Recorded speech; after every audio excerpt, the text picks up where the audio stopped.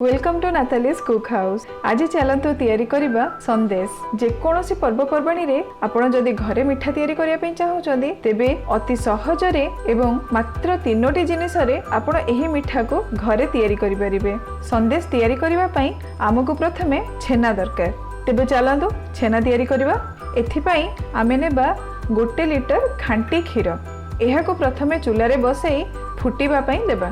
क्षीर फुटी जिबा परे आमे गैस को ऑफ कर देबा। आमे वर्तमान एही क्षीर रे पकेइबा हल्का खट्टा दही। एही दही को क्षीर उपरे चारि आड़ को बुलाई ढाली देबा। मु एठी पाखापाखी हाफ कप दही नेइची। आपण चाहिले टिके कम किंबा अधिका मध्य पकई परिबे। एहा दही रो खट्टा उपरे डिपेंड करची जे एहा केते शीघ्र छिंडिबो। तेणु अल्प अल्प दही पकाउथिबे एवं घांटुथिबे, जहा द्वारा जो मोमेंट ये छिंडिबा आरंभ होबो तापरे आ दही आमे पकेइबानी।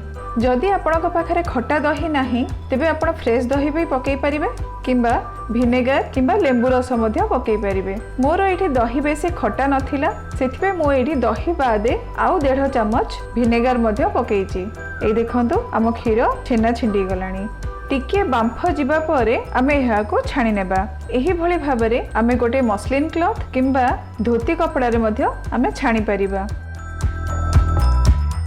वर्तमान एहा को गोटे गंठी पकाई भल भाबरे कोनोसी गोटे जगह रे टांगी देबा। आपण एहा को 15 मिनिट रो गोटे घंटा पर्यंत टांगी परिबे। एही छेना पानी को आमे फोपाड़ीबानी। एहा को आमे विभिन्न प्रकार रेसिपी रे यूज करि परिबा। आम छेनारू बहुत भल भाबरे पानी निगड़ी जाइछि।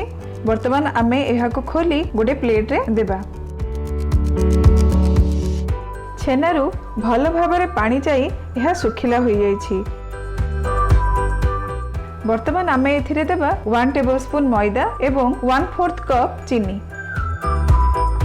एहा को भल भाबरे गोळाई नेबा। एठारे आपण एही छेना को हाथ रे मसी मसी भल भाबरे चकटी परिबे, किंतु मु एठी आपण को गोटे सहज उपाय बतौची। आमे एहा को ग्राइंडर रे पल्स मोड रे 3 रु 4 सेकंड पई ग्राइंड कर देबा। बेसी समय आमे एहा को ग्राइंड करिबानी, नहले एहा अति चिक्कण हेइ जिवो। करेई को अल्प जळुथबा चुली रे बसई देबा। एहा गरम हे गले आमे एथिरे पकेइबा हमर गोळा होई रहिथिबा बा ग्राइंडिंग हे रहिथिबा छेना को। 3 रु 4 मिनिट पई एहा को आमे भाजी नेबा।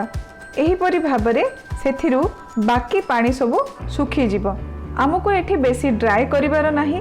बेसी ड्राई हे गले हमर संदेश बेसी सुखिलिया हे जिवो। जदि आपनकर चकटाडी बेसी सुखिला लागुची तेबे आपण सेथिरे चामचे रु 2 चम्मच क्षीर पकई आपण आउथरे ताको भाजी परिबे।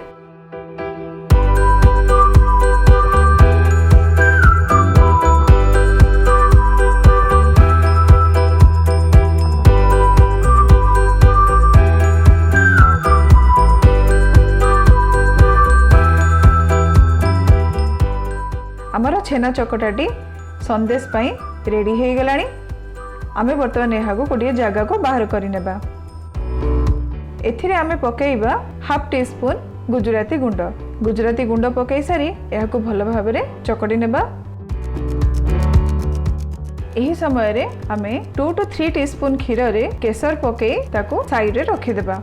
आमे यहाँ को बेसी ठंडा हेबा पई देबानी। अल्प उषुम थिबो आमे ताको पुणी आउथरे हल्का चकटी नेबा।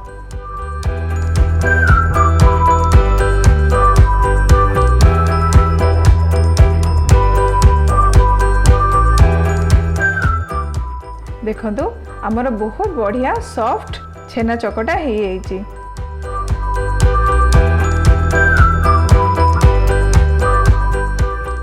एबे एथिरु आमे छोट छोट गोल करी संदेश गढ़ी नेबा।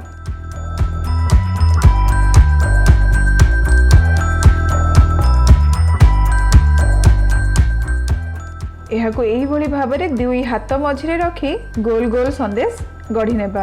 आपण संदेश को विभिन्न प्रकार छांचरे मध्य गढ़ी परिबे किंबा प्लेट रे थोई एहा को स्क्वायर शेप रे आपण काटी भी परिबे किंबा बर्फी स्टाइल रे मध्य एहा को काटी परिबे। आपण को पसंद अनुसार आपण विभिन्न प्रकार शेप रे मध्य एहा को गढ़ी परिबे। बर्तन एहा को आमे सर्व करि नेबा। गोटे प्लेट रे आमे एहा को थोई एहा ऊपरे आमे केसर को दे देबा।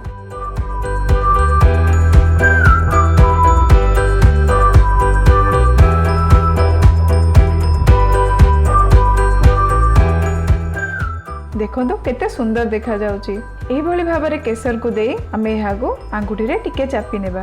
आशा करूची एही संदेश रेसिपीटी आपनकु भलो लागिथिबो। पर्वपर्वाणी मानकरे एही भली भाबरे सहजरे आपण घरे मिठा तयारी करंतु एवं समस्तंगु आप्यायित करंतु। रहुची, धन्यवाद।